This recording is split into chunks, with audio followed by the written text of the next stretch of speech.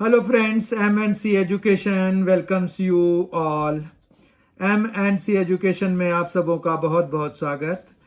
आज SSC previous years question series का set 23 हम करने जा रहे हैं, जिनमें की क्वेश्चंस जो हमने लिए हैं वो CGL 2019 टायर 1 जिसका कि एग्ज़ाम मार्च 2020 में हुआ था।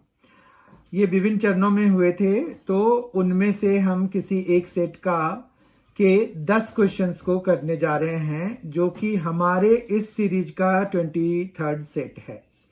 आइए बिना कोई समय गवाए हम आज के सेशन की शुरुआत करते हैं। ये सेट 23 है। इसका क्वेश्चन 1 है, एक आदमी रुपया 800 के कुल मूल्य में ए और बी दो घड़ियां खरीदता है। वह दोनों घड़ियों को समान विक्रय मूल्य पर बेचता है और उसे घड़ी ए पर 18% का लाभ होता है और घड़ी बी पर 22% की हानि होती है। दोनों घड़ियों का अलग अलग क्रय मूल्य ज्ञात करिए। ठीक है, तो ए और बी हमें दोनों का क्रय मूल्य ज्ञात करना है। ठीक है, इसको करने के लिए हम जो है ये सपोज कर लेते हैं कि जैसे ए है, बी है। ए का जो क्रय मूल्य है वो x है और बी का क्रय मूल्य y है। तो दोनों मिलाकर उसने कितने में खरीदा है? 800 रुपये में। तो ये x प्लस वाई जो है 800 रुपये के बराबर हो जाएगा। फिर उसने जो बेचा है तो 18% के लाभ पर बेचा है। किसको? ए वॉच को। तो हम ए का जो सेलिंग प्राइस है वो 1.18x, क्योंकि 18% के लाभ पर बेच रहा है। फिर 22% के हानि पर बी वाले वॉच को वो बेच रहा है। तो वो बेच कितने में रहा है? वो बेच रहा है इसको 0.78y में। ठीक है, और ये कह रहे हैं कि दोनों सामान जो है, दोनों की जो मतलब बेचने का जो है वो सामान विक्रय मूल्य पर बेचता है। तो ये दोनों आपस में बराबर हो गए। इस तरह से अब हमारे पास दो इक्वेशंस हो गए हैं, उन दोनों को हमें सॉल्व करना है। ठीक है, तो हम यहां से अगर y की वैल्यू x की टर्म में निकालेंगे तो वो आ जाएगा y is equal to 1.18 by 0.78 और फिर क्या आ जाएगा? x आ जाएगा। ये बेसिकली अगर डेसिमल हटा दें, क्योंकि दोनों सेमी पोजीशन पे हैं, तो हम डेसिमल बिना किसी मॉडिफिकेशन के हटा सकते हैं। तो ये 118/78 हो गया। ठीक है बात।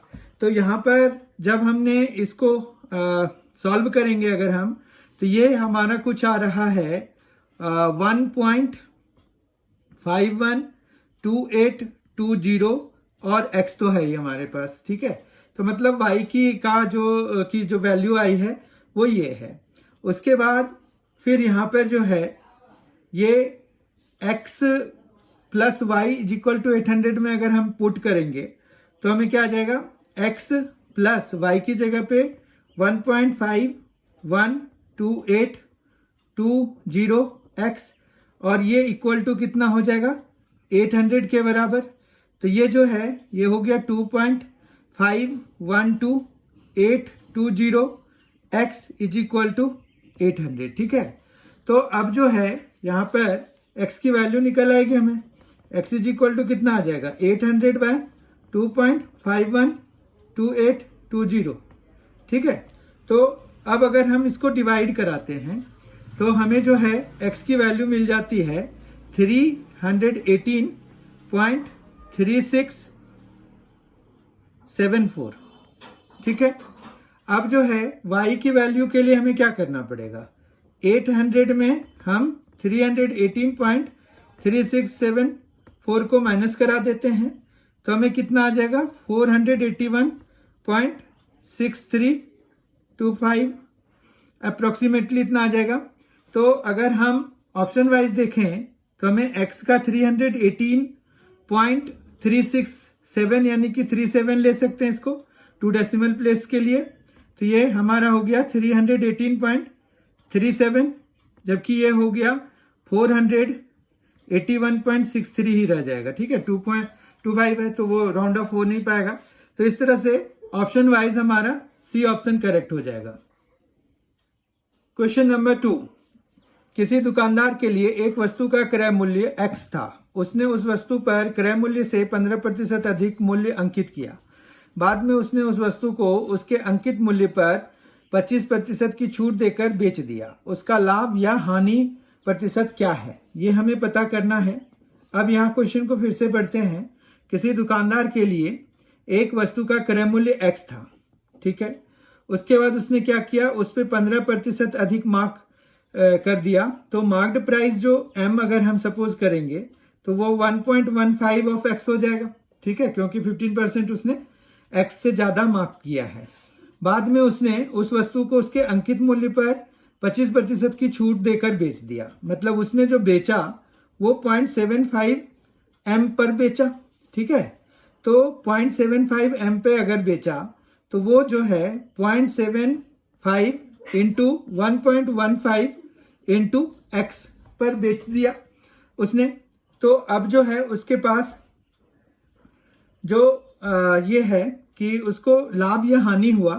तो यहाँ पर हमें इसको पता करना पड़ेगा कि ये कितना बन रहा है, ठीक है। तो उसको 0.75 इंटू 1.15 जब हम कराते हैं तो हमें क्या मिलेगा, 75 इंटू 1.15 ये मिल जाएगा हमें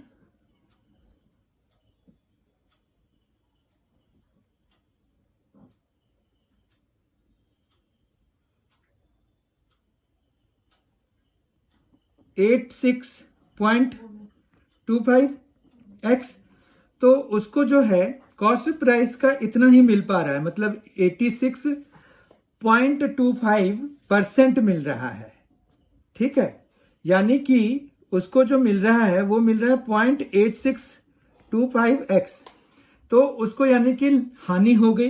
कितने की हानि हो गई, तो 1 में हम इसको माइनस करा देते हैं, या फिर 86.25% है तो 100 में अगर हम 86.25 माइनस करा देते हैं तो जितना भी आएगा तो वो जो है उसको हानि हो गया है, ठीक है। तो ये आ गया 9, तो यहाँ पर 3 आ जाएगा और 1 आ गया, तो 13.75% का लॉस हो गया। एक्चुअली उसको 0.8625x के बराबर ही मिल पाया, ये मल्टीप्लाई करके हमने पता किया। तो ये जो है डेसिमल नोटेशन में कई बारी चीज़ों को डाल देने से हमारा जो टाइम जो ओवरऑल लगता है वो कम हो जाता है। तो इसलिए ये मेथड बेटर है। अगर आप इनको समझ सकते हैं तो आपको ये मेथड बहुत ही आसान लगेगा और बहुत ही कम टाइम कंज्यूम करता है ये। इस तरह से अभी तो हमारा क्वेश्चन नंबर 2 का डी पार्ट करेक्ट हो गया, डी ऑप्शन करेक्ट हो गया। क्वेश्चन नंबर 3, चक्रवृद्धि ब्याज पर उधार दी गई कोई धनराशि एक निश्चित वार्षिक ब्याज दर पर 1 वर्ष में रुपया 1250 और 3 वर्ष में रुपया 1458 हो जाती है। उसी धनराशि का उसी ब्याज दर पर 5 और 2/5 वर्षों का साधारण ब्याज क्या होगा, ये पता करना है। तो यहाँ पर सबसे पहला काम तो हम ये कर लेते हैं, P को प्रिंसिपल मान लेते हैं और रेट ऑफ इंटरेस्ट को R मान लेते हैं। तो 1 साल में वो कितना होगा और 3 साल में वो कितना हो जाएगा। तो यहाँ पर अगर हम 3 साल का ले लेते हैं और उसको 1 साल वाले से डिवाइड करा देते हैं तो 3 साल में वो था 1458 और 1 साल में वो है 1250।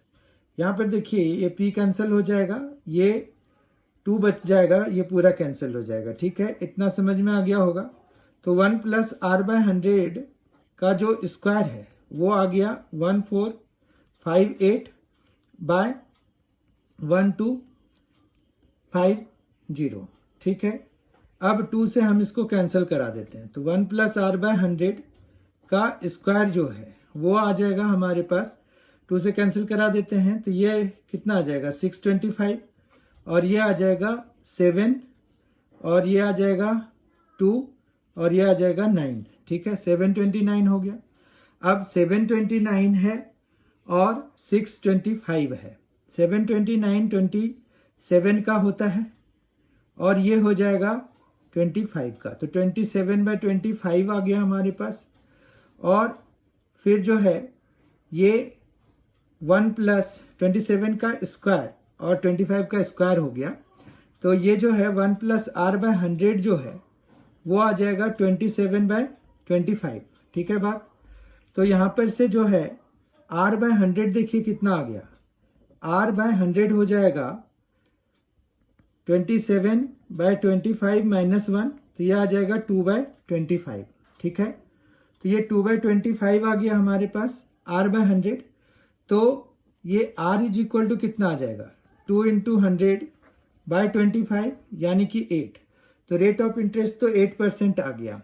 अब इस रेट ऑफ इंटरेस्ट को अगर हम ये नीचे वाले में डाल दें तो p की वैल्यू आ जाएगी। ठीक है, तो p 1 + 8/100 इज इक्वल टू 1250। तो ये आ जाएगा p is equal to 1250 into 100/108। ठीक है, 108 आ गया और ये आ गया। ठीक है, इतना समझ में आ गया। तो ये तो प्रिंसिपल है, राइट। अब हमें जो है सिंपल इंटरेस्ट चाहिए, कितने समय के लिए चाहिए, 5 and 2/5 ईयर्स के लिए। रेट ऑफ इंटरेस्ट 8 है, तो PTR लगाते हैं। तो P के लिए तो यही हम कॉपी कर देते हैं, 108 इंटू टाइम हमारा 5 and 5/2 को हम 27/5 लिख सकते हैं। 5 5 से 25 प्लस 2, ये आ गया ना, देखिए ये 5 5 से 25 प्लस 2 27/5 आ जाएगा। ये 25/7 आ गया, 27/5 आ गया, 27/5 आ गया और इंटू 8/100 आ गया। ठीक है, इतना समझ में आ गया। तो ये जो है 100 से 100 कैंसिल हो जाएगा, 27 से ये 4 टाइम्स में कैंसिल हो जाएगा, 5 से ये 5 2 × 5 तो 250 हो गया, 4 से ये 2 टाइम्स में, तो यहाँ पर 250 × 2 आ गया जो कि 500 हो गया। तो सिंपल इंटरेस्ट जो है उसको कितने का मिल जाएगा, ₹500 का। ₹500 जो है सी ऑप्शन हमारा करेक्ट हो गया। क्वेश्चन नंबर 4, यदि x + y + z is equal to 10 है और xy + yz + zx is equal to 15 है, तो x³ + y³ + z³ minus 3xyz का मान ज्ञात करें। तो ये जो है एल्जेब्रिक आइडेंटिटीज पर बेस्ड है। तो x³ + y³ + z³ minus 3xyz जो है वो x + y + z और फिर इंटू x + y + z का होल स्क्वायर और माइनस 3xyz के 3xy + yz + zx के बराबर होता है। ठीक है, यही है आइडेंटिटी हमारा। तो इसको बेसिकली हम अगर देखें एक बार फिर से, x³ + y³ + z³ minus 3xyz is equal to x + y + z into x + y + z का होल स्क्वायर है ये। ठीक है, minus 3 thrice of xy + yz + zx के बराबर होता है। ठीक है, तो अगर हम यहाँ पर इन सभी की वैल्यूज लगा दें तो x + y + z की वैल्यू हमें कितनी है, 10।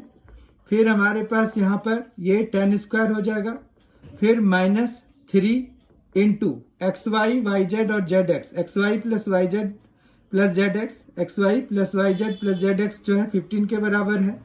तो इस तरह से ये आ गया 10 और फिर 100 माइनस 45।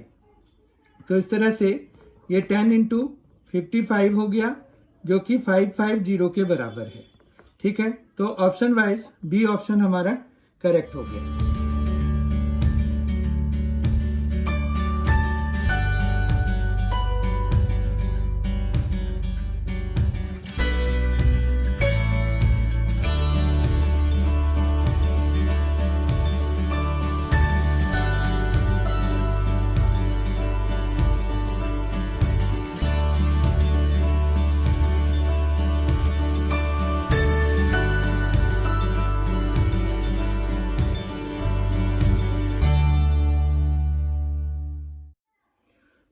क्वेश्चन नंबर 5, यदि किसी वृत्त की त्रिज्या में 11% की कमी की जाती है तो वृत्त के क्षेत्रफल में हुई कुल कमी को ज्ञात करें। ठीक है, तो यहाँ पर जो है रेडियस 11% से कम हो गया, मतलब जैसे अगर r था तो वो जो है हमारा कितना बन गया, 11% कम होने से 0.89 आर बन गया। ठीक है, अब पाई आर स्क्वायर होता है तो इतना हो जाएगा, ये पाई हो गया 0.89 आर इंटू 0.89 आर, इन दोनों को मल्टीप्लाई करा देते हैं, पाई आर स्क्वायर इंटू ये आ जाएगा 9 9 से 81, 8 आ गया, 72 प्लस 72 144 प्लस 8 तो 152, तो 2 आ गया, 15 कैरी हो गया, 8 8 जा 64 प्लस 15 तो 79 हो गया, 79 हो गया। और ये पॉइंट जो डेसिमल प्लेस में इतना आ जाएगा। ठीक है, तो अगर हम देखें तो कमी वाइज कितना आ जाएगा, ये मतलब 0.7921 हो गया पुराने वाले एरिया का, इतना टाइम्स हो गया। तो जो डिफरेंस रह गया वो हमें 100 में अगर 79.21 माइनस करा दें तो हमें उतना परसेंट पता चल जाएगा। ठीक है, क्योंकि ये जो है अगर हम परसेंटेज टर्म में देखें तो वो पुराने वाले का 79.21% हो गया, तो माइनस कराने से हमें पता चल जाएगा कि कितना कम हुआ है। तो ये 9 हो जाएगा, ये 7 हो जाएगा, ये 0 हो जाएगा और ये 9 तो 2 20.79 20.79% जो है कम हो गया। ठीक है ना, तो क्षेत्रफल में हुई कुल कमी को ज्ञात करें तो यही 20.79% है। डी ऑप्शन हमारा करेक्ट हो गया। क्वेश्चन नंबर 6 देखिए, चतुर्भुज PQRS में, तो पहले एक चतुर्भुज बना लेते हैं PQRS, उसमें जो है RM QS पे और PN भी QS पे परपेंडिकुलर है, तो पहले हम QS ही बना लेते हैं, QS बना लेते हैं और यहाँ पर से एक ऐसे बना लेते हैं और एक ऐसे बना लेते हैं। ठीक है, अब यहाँ पर से जो है ये क्या हो गया, P ले लेते हैं, ये R ले लेते हैं।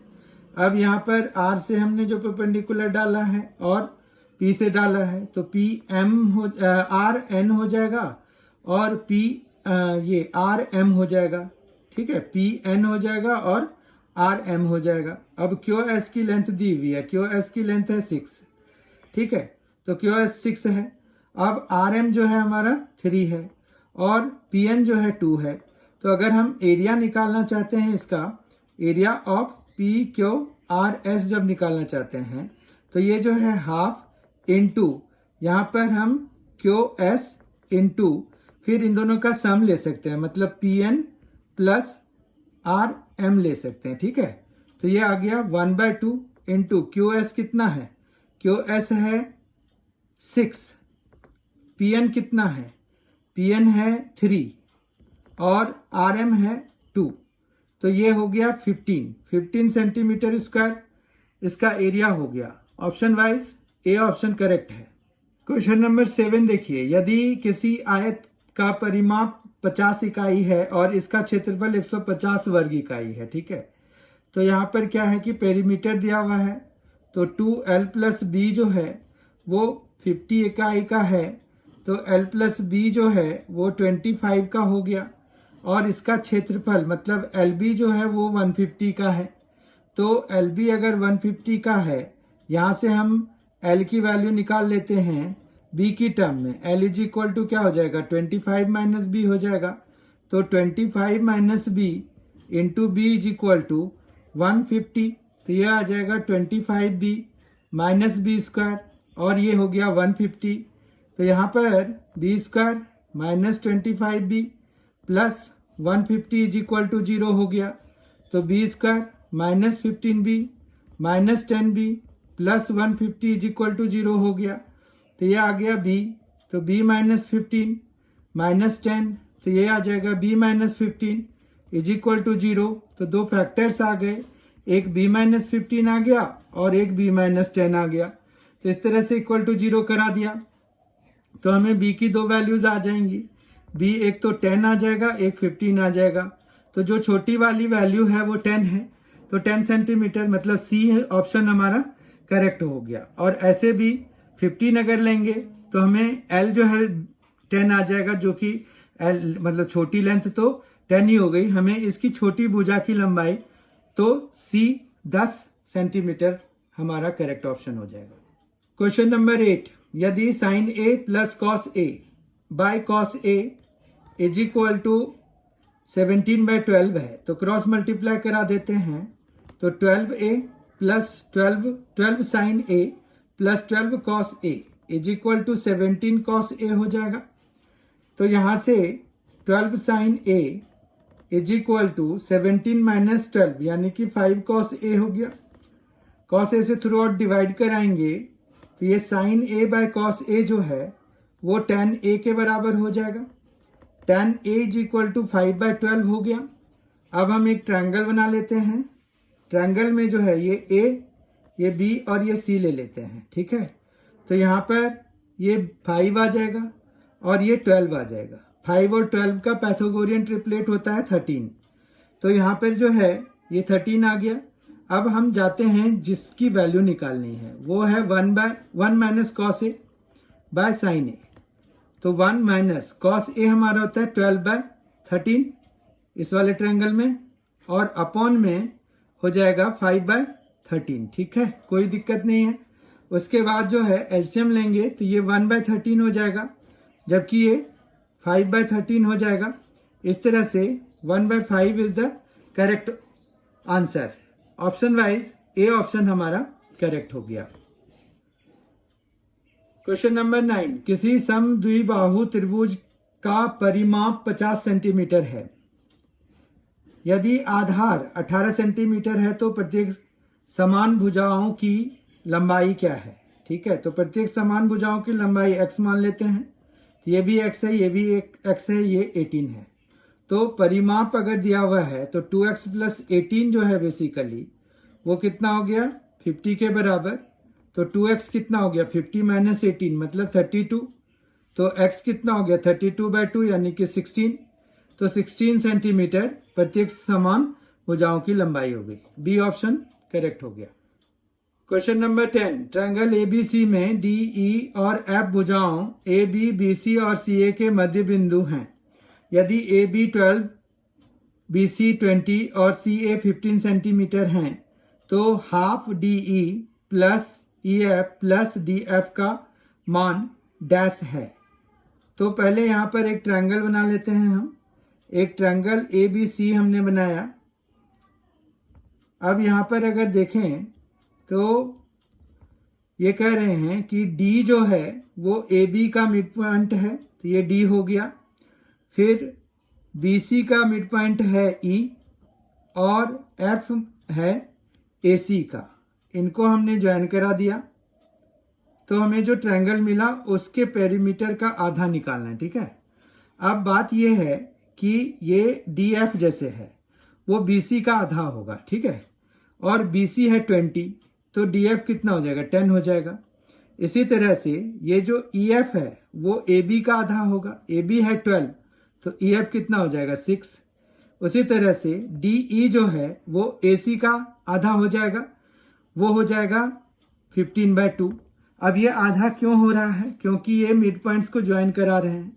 तो हमें पता है एक थ्योरम है कि किसी ट्रायंगल में अगर दो साइड्स के मिड पॉइंट्स को हम ज्वाइन कराते हैं तो वो थर्ड साइड के पैरेलल और उसके लेंथ की आधी, मतलब थर्ड साइड के पैरेलल और उसके लेंथ की आधी होती है। तो ये हो गया ना, मतलब BC का आधा है ये। इसी तरह से ये AB का और ऐसे, तो ठीक है। अब जो है हमें हाफ DE हमें कितना है 10 है, DE हमें है 15/2, DE है 15/2 प्लस फिर EF 6 है और DF 10 है, ठीक है।